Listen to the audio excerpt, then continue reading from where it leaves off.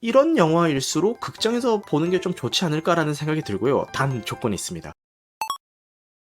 30일이라는 영화를 봤습니다. 지금 박스오피스 1위를 자랑하고 있는 로맨틱 코미디 영화입니다. 감독님은 기방도령이랑 위대한 소원을 감독했었던 남대중 감독님이 메가폰을 잡으셨고요. 시놉시스는 로맨스로 시작을 했지만 스릴러가 되어버린 결혼 생활의 끝을 딱 30일 앞두고 뜻밖의 사고로 기억을 잃어버린 노정열과 홍나라의 로맨틱 코미디 영화라는 내용을 가지고 있습니다. 이 둘이 정말 사랑만으로 결혼을 시작을 했는데 결국 왼수지간이 돼가지고 이혼을 하려던 찰나에 같이 타고 있던 차량이 교통사고가 나면서 같이 기억상실증에 걸려버리고 양가도 거의 원수지간이에요. 이 둘의 기억을 되찾게 하기 위해서는 최대한 익숙한 환경인 같이 사는 그 집에서 둘이 같이 생활을 시켜야 된다라는 미션과 같이 생활은 시키되 이 기억상실증이 걸렸으니까 서로에 대한 그 왼수 감정도 리셋이 되었을 거잖아요. 다시 사랑이 불타오르면 안 되니까 연애 감정이 싹트는 거는 방해를 해야 되는 그런 상황 속에서 나오는 여러 가지 그 코미디적인 상황들, 로맨틱적인 상황들 그런 것들을 그린 영화가 되겠습니다. 남자 배우로는 강하늘 배우가 주연을 맡았고요.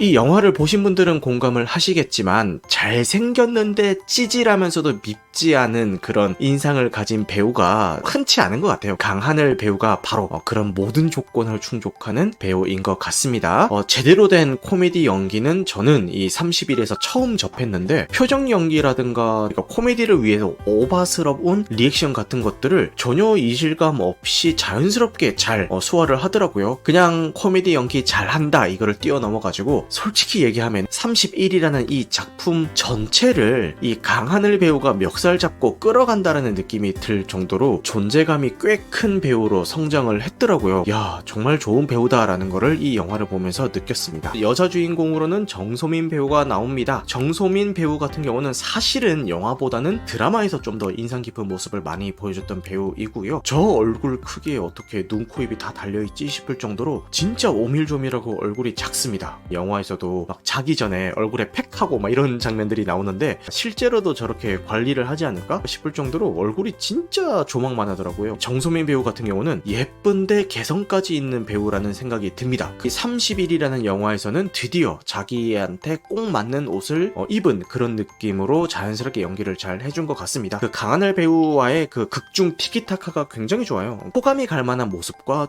비호감이 갈 만한 모습을 동시에 가지고 있는 캐릭터인데 그래도 이 둘이 좀 티키타카가 잘 맞으면서 연기를 해준 덕분에 마냥 밉지만은 않게 그 캐릭터들이 잘 그려진 것 같아서 연기를 굉장히 잘 해준 것 같습니다. 그리고 배우 이야기를 좀 더 해보자면은 김선영 배우가 나와요. 강하늘 배우의 엄마 역할로 나오는데 비중 없는 조연인데도 불구하고 정말 인상이 남을 정도로 연기를 너무 잘하시더라고요. 특히 여기서 경상도 사투리를 쓰는 캐릭터거든요. 대구 사람인 제가 들어도 야, 저건 네이티브다 싶을 정도로 너무 자연스러운 경상도 사투리를 구사를 하면서 능청스러운 연기를 해줘가지고 야, 진짜 그 많지 않은 그 짧은 분량 안에서도 강렬한 인상을 남겨주는 그런 배우였습니다. 그리고 제가 항상 그 영화를 볼 때 새로운 얼굴을 소개를 해드리잖아요. 이 영화에도 인상 깊은 신인 배우가 있었습니다. 황세인 배우라는 분인데요. 정소민 배우의 동생 역할로 나와요. 다시 사랑의 감정이 싹트지 않게 감시하는 역할로 이 여동생을 그 집에 같이 이렇게 데려다 놔요.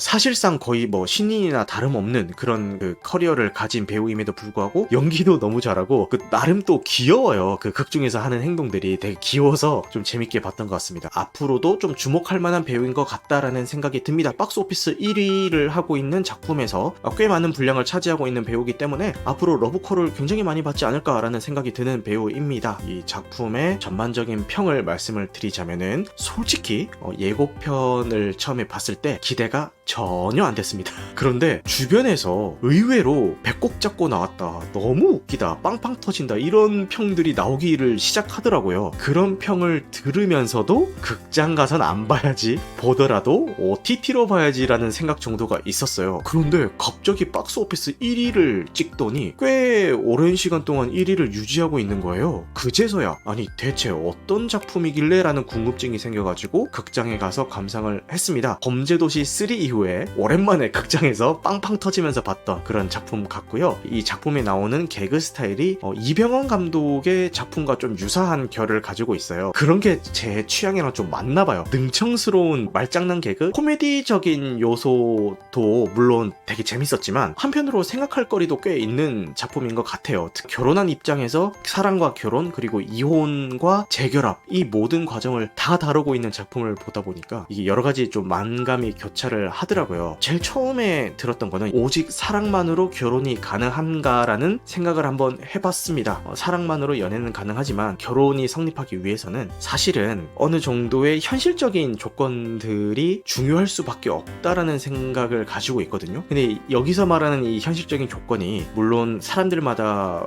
부여하는 가중치가 다르겠지만 사실은 어느 정도 경제적 수준이나 아니면 집안의 분위기 이런 것들도 비슷한 게 베스트 케이스라고 보거든요. 다르다고 해서 불가능한 건 아니지만 이게 어느 정도 맞았을 때 그나마 순탄하다. 이런 게 맞아도 준비 과정이나 결혼 생활에서 생길 수 있는 여러 가지 불화나 마찰들이 많은데 이거라도 맞아야 그런 것들이 좀 줄어든다라는 생각이 드는 게 두 집안의 경제적인 수준이나 집안 분위기라는 생각이 들어요. 이 작품에서는 이제 두 인물의 이런 게 너무 차이가 많이 나다 보니까 사랑으로 시작을 했지만 결국은 이 너무 다른 집안 분위기 때문에 마찰을 빚고 이제 갈등과 갈등이 쌓이면서 더 큰 불화가 생기는 그런 모습들을 그려내더라고요. 사랑하더라도 어느 정도는 조건을 볼 수밖에 없는 시대이지 않나. 그게 좀 더 중요해진 시대이지 않나. 이런 것들이 이 작품에서도 많이 좀 그려지고 있는 것 같아서 좀 인상 깊었던 것 같고요. 영화상에서 두 인물이 동시에 기억상실증에 걸린다라는 그런 상황이 설정이 되잖아요. 사실은 어느 정도 영화적 허용을 가지고 받아들여야 되는, 저게 말이 돼? 라는 생각을 하면은 그때부터는 이 영화에 몰입을 할 수가 없습니다. 아, 저런 상황이구나. 이거를 그냥 인정하고 받아들이고 들어가야 되는 그런 상황인 거죠. 왜 이런 무리수적인 설정을 영화에 굉장히 중요한 이벤트로 넣었을까를 생각을 해보면은 많은 상황에서 이런 것들이 있습니다. 내가 굉장히 뭔가 좀 안 풀려. 내가 지금까지 해왔던 게 있고 이거를 버리기가 너무 아까워가지고 그거를 손에서 놓지 못하고 지금 이 상황에서 이렇게 한번 시도해보고 저렇게 한번 시도해보고 근데 이렇게도 안 되고 저렇게도 안 되고 계속 일이 꼬이기만 하는 그런 경험들을 어떤 분야에서든 한 번쯤은 다 경험을 해보셨을 거예요. 사실 모든 걸 다 손에서 놔버리고 처음부터 다시 시작하는 게 오히려 해답일 수도 있거든요. 처음부터 시작한다는 그 용기가 사실은 쉽지가 않습니다. 정말 어려운 일이고 결단이 필요한 일이죠. 근데 연애도 마찬가지입니다. 이 사람이랑 처음엔 사랑해서 시작했는데 어쩌다가 우리가 이 지경까지 왔을까라는 생각이 들 정도로 서로의 사이가 꼬여가지고 결국 큰 불화가 되고 그러면은 요 모습 조금 고쳐보면 되지 않을까? 아니면 제가 이런 모습을 좀 고쳐주면 좋아지지 않을까? 이런 것들을 시도를 몇 번을 하는데 결국에는 잘 풀리지 않게 되는 경우가 있죠. 이런 경우에도 서로가 초심으로 돌아가서 다시 그 연애 1일차로 돌아간다는 생각으로 연애를 다시 한번 시작을 해보는 게 해법일 수도 있는데 아까도 말씀드렸던 것처럼 사실 이게 쉬운 게 아니죠. 우리가 이 관계를 놓지 않겠다라는 강한 의지가 있어야 되는 그런 일이기 때문에 쉬운 일이 아닙니다. 근데 이 복잡한 일을 이 감독이 깔끔하고 쉽게 만들어 버리는 게 이 동시 기억 상실증이라는 이 소재였던 것 같아요. 이 시놉시스만 들었을 때는 에이 그게 말이 돼? 이런 생각이 들게 되는데 막상 이 영화를 딱 접하면은 그게 전혀 어색하지 않게 굉장히 잘 작품 속에 녹여냈어요. 그래서 이런 설정을 가지고 간 게 감독의 굉장히 영리한 한 수가 아니었나라는 생각이 드네요. 저 같은 생각을 하고 있는 분들이 많으실 것 같아요. 재밌는 것도 알겠고 지금 박스 오피스 1인 것도 알겠는데 굳이 이거를 극장에서 봐야 돼요? 나중에 OTT로 나오면 그냥 봐도 되는 거 아니에요? 저도 비슷한 생각이었지만 막상 보고 와서의 제 느낌은 이런 영화일수록 극장에서 보는 게 좀 좋지 않을까라는 생각이 들고요. 단 조건이 있습니다. 사람이 많은 상영 회차로 보실 것을 추천을 드리고요. OTT로 할 수 없는 경험 중에 하나가 다 같이 빵 터지는 거거든요. 군중심리라는 게 있어가지고요. 코미디 영화 같은 경우에 같이 보는 관객들이 다 같이 터지면은 웃음이 점령돼가지고 막 웃을 때가 있어요. 그러다 보니까 이 영화는 최대한 사람이 많은 상영 회차에서 다 같이 빵빵 터지면서 봤을 때 그 진가를 발휘하는 작품이 아닌가라는 생각이 들고요. 충분히 재밌게 보실 수 있는 영화가 아닐까라는 생각이 듭니다. 요 30일에 대한 소개는 여기까지 마치도록 하겠습니다.